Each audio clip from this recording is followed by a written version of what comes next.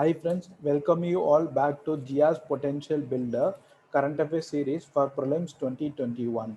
In the description below, we have provided our YouTube and Telegram channel link where you can get exam updates, current affairs updates, and you can also our current affairs question series. These are the contact numbers of the institutions where you can contact for any admission related queries. These are the 10 topics which we are going to discuss today. Let's move on to the first topic. The first topic is about Indian human brain. It is a news because different country people will have different brain conditions, their brain height, brain weight, brain volume, etc. because of their basis of evolutions. So, to have our indigenously brain atlas and brain template, the National Institute of Mental Health and Neuroscience has came out with Indian Brain Atlas and Brain Template. Till now, we are following the Caucasian Brain Template, which is based upon the European people. This Brain Template, Brain Atlas will be useful to cure the disease condition or any other psychiatric illness of our Indian people, because Indian people brain is smaller to smaller when comparing to other countries people. So our indigenously developed brain template and this brain atlas can be can be useful to cure this cure this specific kind of diseases.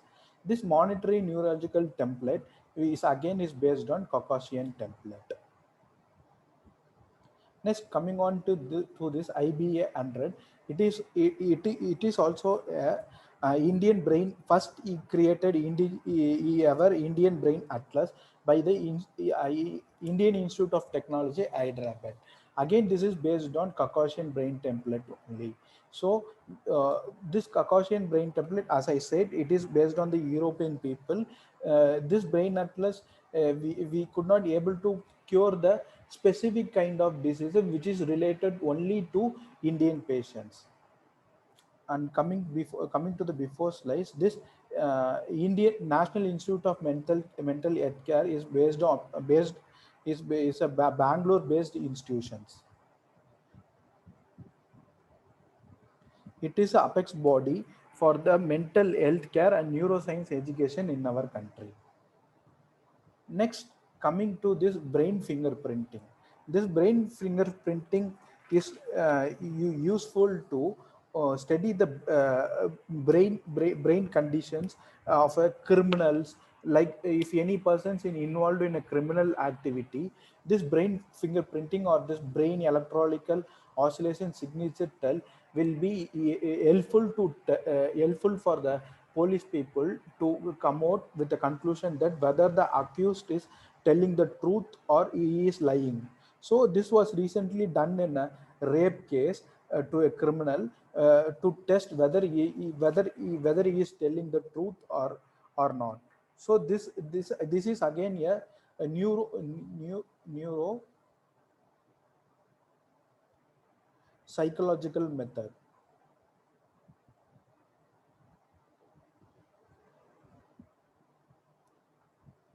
Neuropsychological method to test the human brain. Uh, this was done. This was this brain signature test was done by the forensic lab of India. It is in Gujarat. It is in Gujarat. Started in 1974 for forensic science and technical investigation, where the police or any other national investigation agencies or CBI, they will be able to use this test to come out with a conclusion for the investigation process. This is about the this picture is about the Indian brain study, where they have come out with the conclusion that Indian brains are smaller in size with respect to height, width, volume when comparing to the Western and Eastern population. So so as I said, this are based on Caucasian standards. So these are the our brain numerical standards with respect to height, width, volume, length, etc. Comparing in this table, you can able to find in all the dimensions our Indian brains are having smaller number in ranges. So this is all about this Indian brain template and brain atlas. Let's move to the next news. This next news is about Suez Canal. The Suez Canal is recently in news because a huge ship got stuck in the Suez Canal. So it has affected the world trade in a huge volume. This Suez Canal is a world busiest waterway, and it is a man-made waterway. As you can see, it is a man-made waterway, which connects Europe and Asia. So as I said, it is a world busiest waterway. Since the ship has stuck in between, it has affected the world trade in a large volume. This Suez Canal connects the Mediterranean Sea and the Red Sea. And this Suez Canal crisis, what is this Suez Canal crisis? This Suez Canal crisis is happened in 1956 because as it was nationalized in the year 1956. First, it was under the control of a UK company, and then later in 1956, it was nationalized by Egypt. Why it was nationalized means, since it was nationalized, every country can have access to this canal and they can do the trade without any country's permissions. So it was nationalized in 1956, and this Suez Canal was built in 1869. 1869. This is about Suez Canal crisis, and the reason began why the ship has stuck in between is due to the uh, comes in sandstorm. The wind blow was in opposite direction to the ship, so ship was not able to move in the as usual direction. So it was tilted to the another direction, and it has got stuck in between, and this was because of this sandstorm comes in. It is a odd, dry, sandy wind. Hot, dry, and sandy wind. The speed of the wind will be about 140 kilometer per hour. Because of this high speed, the ship was tilted. The similar other winds which are prevailing in this region, these are the similar other winds in these regions. This can be asked in prelims based upon the geography questions. So they like previous year questions, they will give the wind, the name of the wind in one side, and they can give the other regions of the other side. They will ask to match the followings. So we have to uh, be ready to answer for this question. So you have to know about the similar major winds prevailing in every regions of this world. So please take down this list of the winds. So the Suez Canal will be asked in the exam because nowadays UPSC is asking places in news, where the places will be, where the places were in recent news, because this Suez Canal is also on the recent news because of this ship getting stuck in the Suez Canal. So we have to know about the major places which are in current affairs. So this is all about this Suez Canal issue. Next, moving on to next next news. Next news is about DSDB road. That is Darakpur Shylock Dowlat Beg Aldi road. It is in border of India and China near LAC. It is in news because this road has started the construction in the year of 2000, and it was targeted to complete the project in 2020, but 2012, sorry. But still now, still 2020, the project is not completed. So the border road organization and Ministry of Defense has again revised the target to complete the project by this year, maximum by this year. So it was in majorly in use. This construction is why it is delayed means because since it was in LAC region during summer time, because of melting of ice,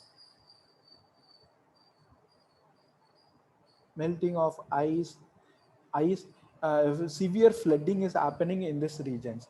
Severe flooding is happening in the regions. This obstruct the construction of the road. This is the major region.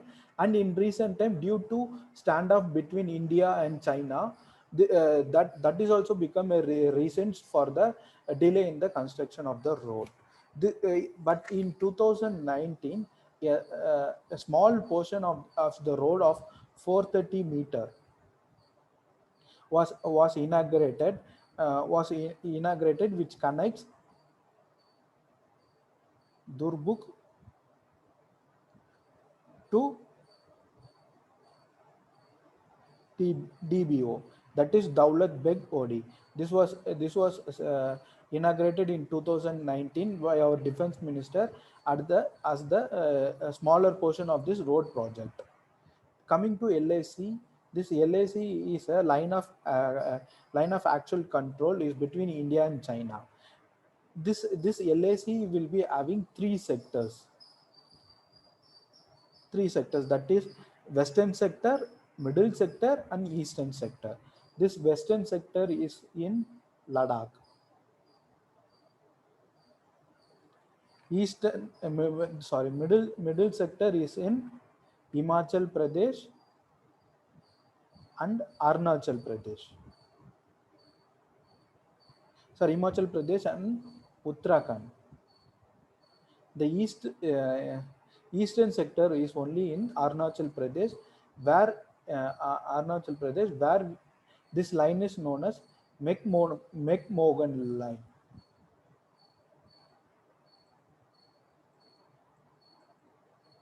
These are the three sectors along the LAC, which actually separates India and China.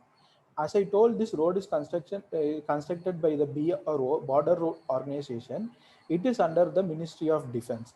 Although it is under the Ministry of Defense, the project funds, project grants and all allocated from the Ministry of Road Transport and Highways only. The funding, everything will be coming from the Ministry of Road Transport and Highways, but it is under the control of Ministry of Defense. So we have to look the road connect which of the major areas, since it is the standoff between India and China in Galwan Valley is often in news.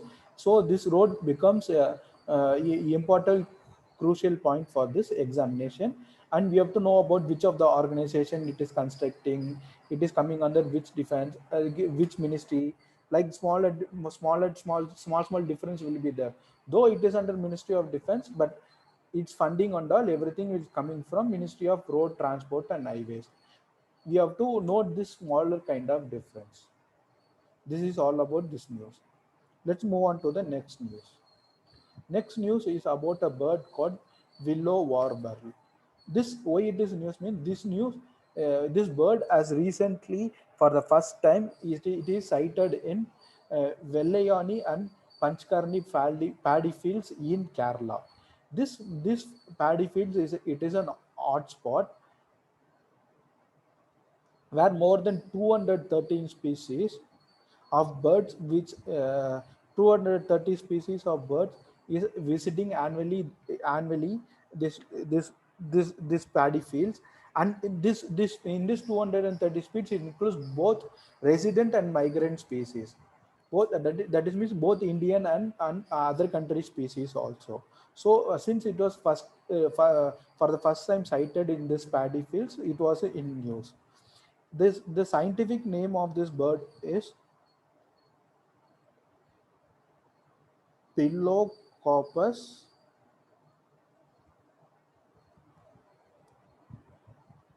throcilus. It is a scientific name of this bird, and it has its habitation in European and Palearctic region. This Palearctic region is a region of eight worlds. It is a region of eight ecozones. Palearctic region. This ecozone covers north of Himalayas, western part of Asia, eastern part of Asia, and north part of Africa. After that, Sahara Desert. So, like this, it has the eight ecozones of the world, that is known as Palearctic region. In the like this, in the IUCN Red List, this bird has been classified under the least concern species. So because of the least concern, this bird has been become much more important in the news. So we have to know where the habitat place is, what is the IUCN status. In this habitat trees, there is a specific unique species called Palearctic region. What is this Palearctic region? Where it is firstly sighted, and this sighting space is become a major hotspot. So because of all these important conditions, this news has been very important for our prelims examinations. Next, coming on to the next issue. Next issue is about Swadesh scheme, SWADEA scheme. That full form of the scheme is Skilled Worker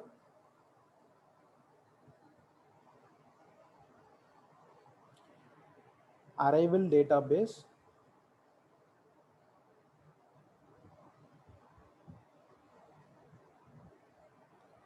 for Employment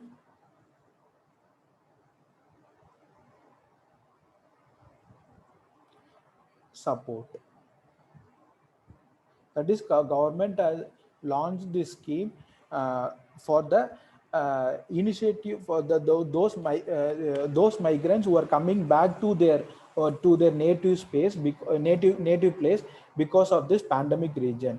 Why? Because of this migration, they have lost their job in their working place, and since they have come back, they will be not having any job opportunities, like for their livelihood. So the government has initiated this scheme for the mainly for the migrant workers. This scheme is initiative under the Vande Bharat.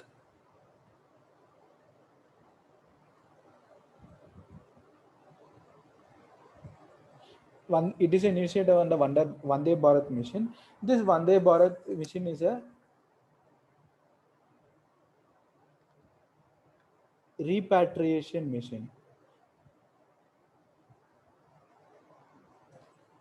That is, this mission is to bring back the Indian citizens who are got stuck in various other foreign countries because of this due to pandemic.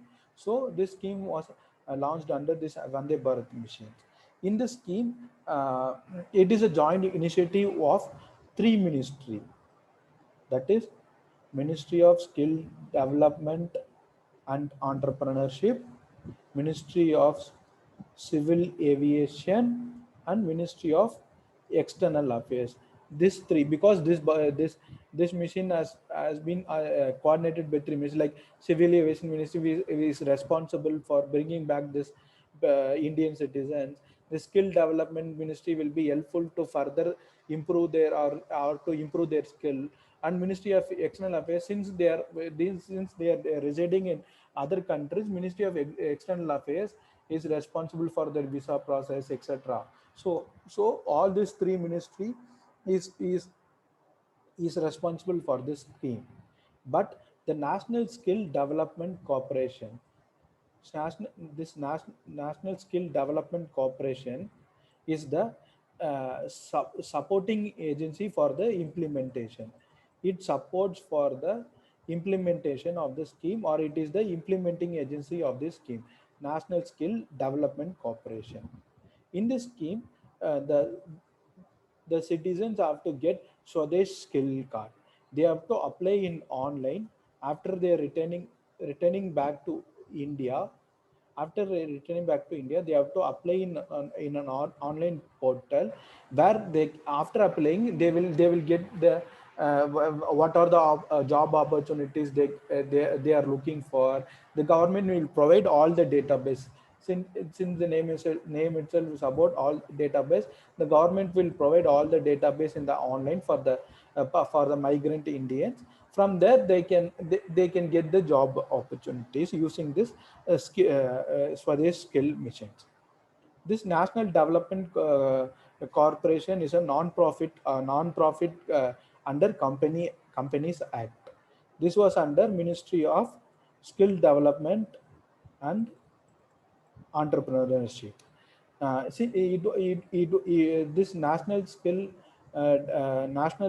Skill Development Corporation has been started as a PPP model, that is public private partnership model, where government, that ministry is having 49% of the share, and remaining 51% owned by the private institutions or any other private companies. This PPP as I said, it was started as a PPP model. This PPP model was approved by Ministry of Finance. So in this scheme, majorly we have to look which are the ministries coordinating, what is the implementing agency, what is the aim of the scheme. Since it is launched recently, the scope for asking the questions about the scheme is very larger. So we have to look as a prelims point of view, what are the important, like what is the aim of the scheme, who is the implementing agency, like that. This is all about this scheme. Let's move to the next issue. Next news is about Global Innovation Index. Recently, Global Innovation Index has released, and India has jumped four place above, and it is a fourth place above in the ranking of the Global Innovation Index 2020. The first place is the Switzerland. Switzerland occupies the first place, followed by Sweden, USA, UK, and Netherlands. India has ranked 48 position in 2020 also. This Global Innovation Index is a annual ranking. It is a annual ranking with respect to innovation that is happening in each and every country. What is the innovation process, how far the government is supporting the innovation among the youth, among the various company institutions, etc. This innovation index has been prepared by three institutions, that is Cornell University, Cornell, INSET, and World Business.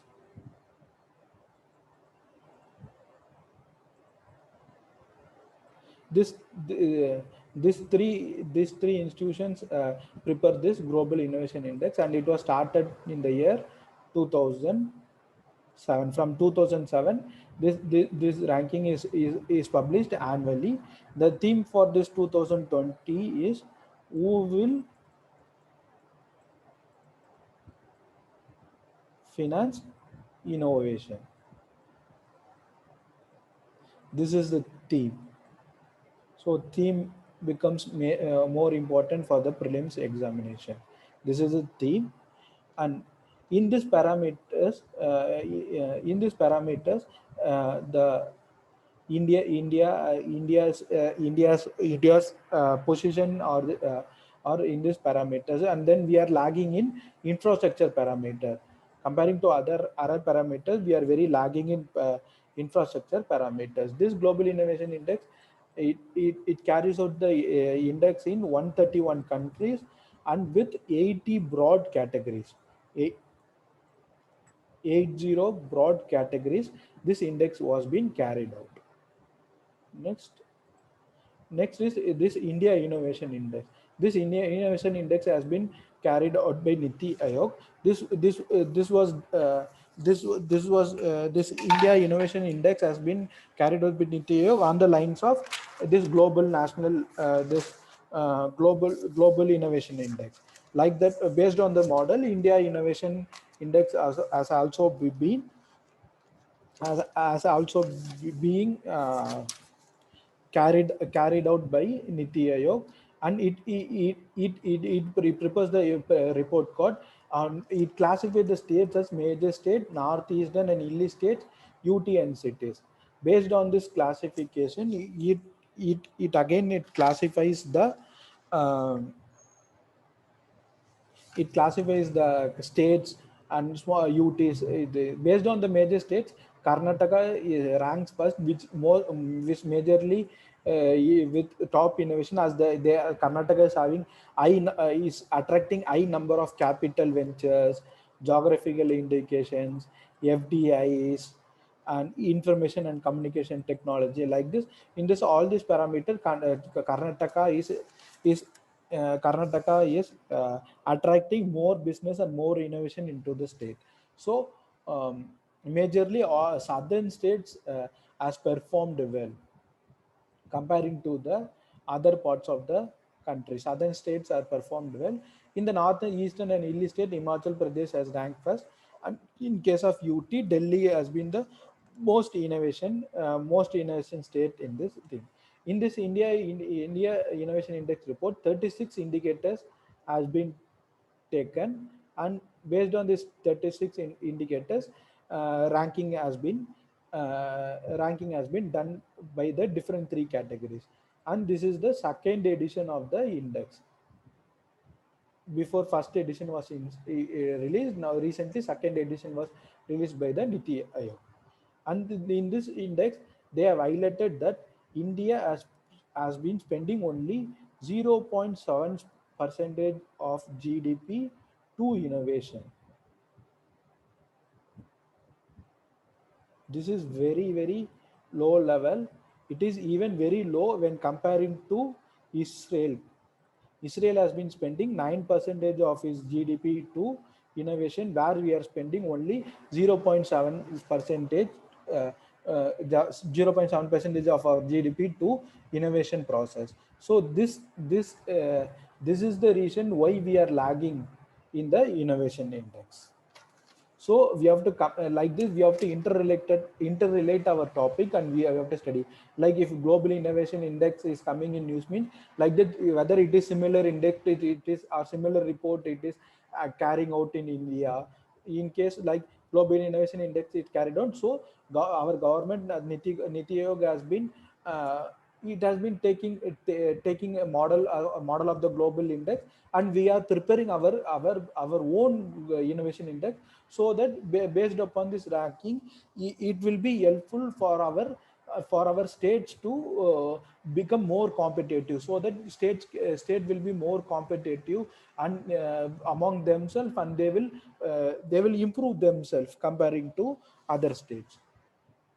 This is all about this news. Next, we are moving to the next news. This is Indian UNSC, United Nations Security Council. It is in news because for the eighth time, India has been selected as a non-permanent member to UNSC, and India also and India will be chairing the UNSC counter terrorism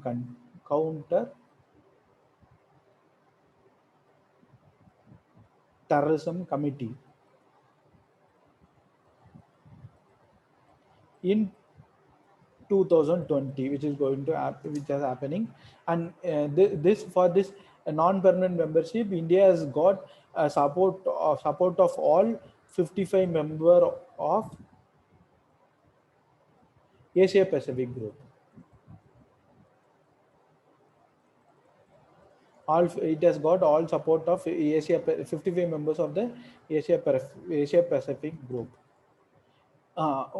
Then we are coming to the membership. The in UNSC, it will be having a five permanent membership. They will be having veto power means if any countries as a different opinion, if suppose four countries having one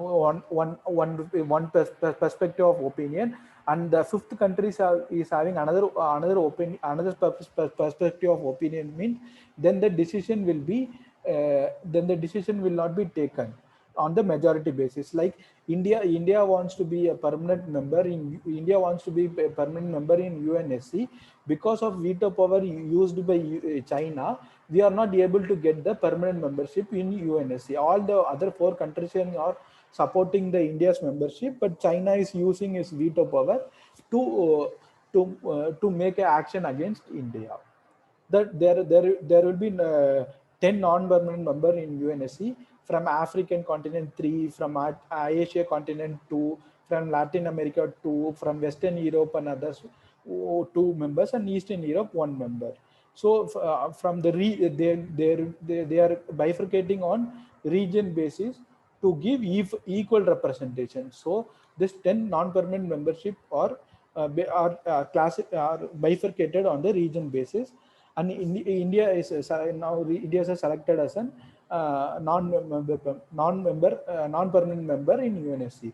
After this, once the tenure finish, the India will not be eligible for immediate re-election.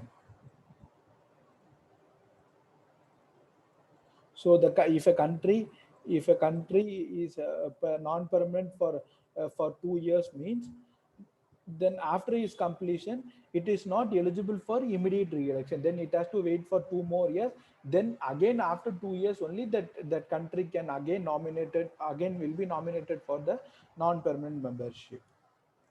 Then again this UNSC is one of the six principal organ of UN, one of the six principal of organ of the UN, and it is first session is happened in 1946. It plays an important role in the security of maintaining the peace and security of the world. Since India has been since India has been selected as a non-permanent membership, India has came out with a brochure for future campaign. India has launched a brochure for its future campaign as a non-permanent member, and as it has also come out with a new strategy called New Orientation for Reformed Multilateral System to reform in UNSC. This has been carried out. This norms has been given out by India. Our Minister of External Affairs has ruled out the system to bring more reforms and more to bring more engaging in the UNSC this thing. And our Indian Prime Minister has also given 5 years 5 years approach to this UNSC Council. That is, first is Saman, that is respect. Second is Samvad, that is dialogue. Third is Shayog, that is operation. Fourth is Shanti, that is peace. And fifth is Samriddhi, that is prosperity. By using this 5 years approach, this world can like our PM vision is world can be moved in a very peaceful manner, and we can develop our country, each other country, and we can help each other country in a peaceful manner. The main news is India has gotten non-permanent membership, and it has come out with a norm strategy, and we have to know about this membership of the UNSC. This is all about UNSC. We are moving to our next issue. Next issue about a flash flood. Recently, a study has been carried out by an international agency where it has reported that India will be facing more not flash flood, flash droughts by end of this year. Already, India has faced in 1979. India faced a major flash drought where 40 percentage of agriculture loss has happened, and it is the severe flash drought which has seen in the past past times. So this international agency has given a caution that more flash droughts will be coming out by end of this year. So this is about the news. This flash drought means where it will have long dry spell of period. like for a for 1 month that area will be of in dry condition, and it will have low precipitation. These are the factors will be will be there in a particular place for a long period of time than the usual time. Suppose if it is in normal condition, it will be for 5 days, 1 week, like that. But in this flash drought condition, it will be prevailing for a month or for more than a month. So that is flash drought. In this report, they have analyzed that condition, climatic condition from 2000, sorry, 1951 to 2016. They have analyzed the climatic condition, and they have used community earth system model to analyze flash droughts in our country. So this is the news, and this flash drought will occur when there is an increase in air temperature. When the air temperature increase, and with the condition of low precipitation.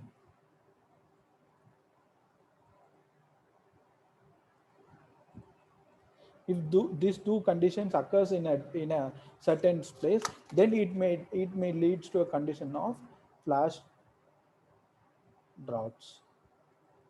In India, the manual for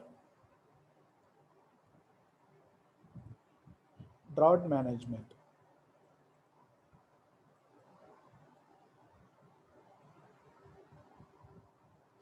2016, it has came out with a manual for drought management, where they will declare an area as a drought if there is if the conditions of if the condition of dry spell and this depreciation, that is low precipitation is for if it's for a long period of time, then based on this manual, this Indian government will declare that area as a flash drought area.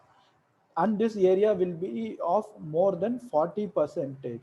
That if they're considering a state, means that that state should have more than 40 percentage of the area should be in a condition of flash drought. Then the state will be declared as a drought state. And if the whole India, taking the whole geographical area, and based on the in that whole geographical area, the 40 percentage of the India is under flash drought, means then it will be declared as a drought year, severe drought year. That is 40 percentage of area in both the condition, with respect to state and with respect to whole Indian geographical areas. There has been some international efforts also, which has been came out by UNDP for the drought development management program, and different other institutions, international institution has been coming out with different kinds of drought development program. So this drought majorly affects the agriculture of our country, since our major population are still dependent on agriculture. So India needs to be more careful, and it should make severe steps to in upcoming years to reduce this flash droughts, so that our agriculture can become prosperous. So this flash drought is in news because of a report, a study carried out. Coming on to the next issue, next issue is about solar energy. Because it is in news because first world solar technological summit has taken place, and this solar summit has been it has been arranged by International Solar Alliance and FICCI. It has been organized by International Solar Alliance and FICCI, and India came out with the Solar Compass 360.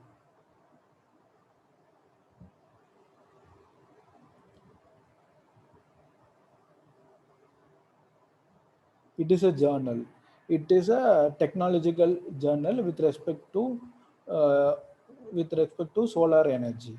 And India also came out with another journal called IJOS. It is also related to journal on solar energy. So in this World Technological Summit, India came out with two journals like Solar Compass 360 and IJOS. This technological summit has been organized by this International Solar Alliance and FICCI. This summit is majorly happened to discuss about the challenges in bringing the solar technology in the member countries of the International Solar Alliance, and also they have discussed about the challenges in achieving their targets, their indigenously target. Like India's came out with the indigenous target that it has planned to achieve 100 gigawatts of solar energy by 2022. So different countries is having different indigenous target. So they have so they discuss what are the challenges in achieving this target. This is next. Next is international solar. It is a concept of India and France.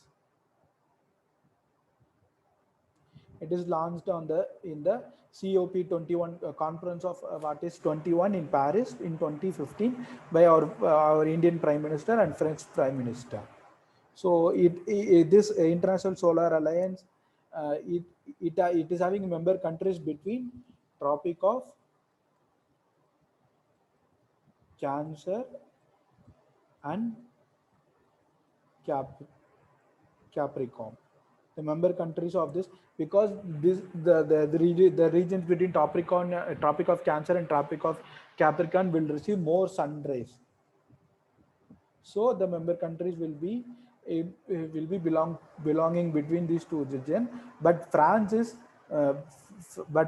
not placed on between these two between Tropic of Cancer and Tropic of Capricorn. This ISA headquarters in India, that is Gurugram. Previous name is Gurgaon. Now it was changed to Gurugram. The headquarters is to this thing. The ISA is also providing funding. It is also providing funding to achieve 1,000 gigawatts by 2030. Putting all the members of ISA together, all the member countries have to achieve together 1,000 gigawatts of solar power by 2020, and it has been funding by International Solar Alliance. So this International Solar Alliance has an international target to achieve the goal of SDG goal number 7. So they are also moving towards to achieve the goal of SDG 7. In respect to solar energy, another news is Aditya. It is India's first solar power ferry. Ferry means it is a boat that carries people, like for transportation, like boat transportation, inland waterway boat transportation. For that purpose, it is known as ferry. So Aditya is India's first solar power ferry, which has been shortlisted for Gustuwe Torway Award. It is the only ferry in the Asia to shortlisted for this award. And after shortlisting, whether it may be awarded or not, but it is shortlisted. This ferry is in Kerala. It is in Kerala. It is shortlisted for, and the name has become important for prelims. Then the another thing is the world largest solar tree has been installed by CSIR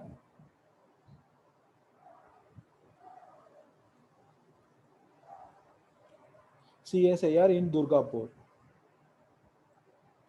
This news also is also becomes important for prelims perspective. The world's largest solar tree is installed in Durgapur to get solar power generation.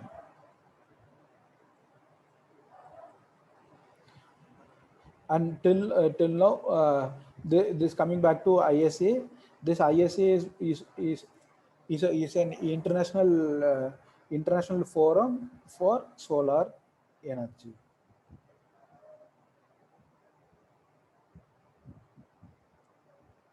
Like this in this news, we have to look about this World Technological Solar Summit, and this about this International Solar Alliance and this Aditya. Like in prelims question, maybe in recently Aditya has been in frequently in news, and this RGS related to Mars mission, or it is about related to solar power ferry. Like the different option will be there, like the direct questions will be asked. So next thing is this world largest solar power T. It is in Durgapur. It is installed by CSIR. Coming to the last issue of today, it is school bag policy. This new school bag policy has been given by NCRT. Before this, Delhi government has also came out with this school bag policy. This policy is mainly is mainly aimed to reduce the weight of the bag, which weight of the bag that students carry. That the major aim of the policy is to reduce the weight of the bag. That is the weight, the number of books, reduce the number of books to which they are carrying to the schools. So so this will be, by reducing the weight of the bag, it will develop the psychological mindset of the students, and they can be actively participating in the classes and school. And this policy also come out for the school to provide a quality water. It is the responsibility of the uh, school management of the school to provide quality water for drinking purposes, so that students need not be able to carry their water bottles, as it may leads to it may leads to excess carrying of weights. And in some government schools, the school management also provide proper midday meal. So this also, okay, this also will be done to reduce the weightage carrying by the student. Like they don't need to carry the lunch boxes, and this midday policy will also provide nutrition support to some people. So nutrition support to students, so they can be healthy, so that they can so that their psychological so that the psychological will be good. And because of this nutrition support, their health conditions will be also will be also in a good condition. And this policy has came out with another point, that no school bags is for pre-primary education. That pre-primary students should not carry any school bags to the school. Coming to this NCRT, NCRT is a autonomous organization. Autonomous organization under Ministry of Education. Before it is Ministry of Human Resource and Development. Now it has been changed to Ministry of Education. This NCRT has been started in 1961. NCRT is National Council for Education, Research and Training. This NCRT's books majorly it is for CBSE students. So this is about the school bag policy. The main purpose is to reduce the weight of the books and weight of the other things that has been carried by the students, and to develop the proper psychological mindset to the students. This Delhi government is also having this kind of similar policy, which has been ruled out before itself. This is all about today session. Thank you.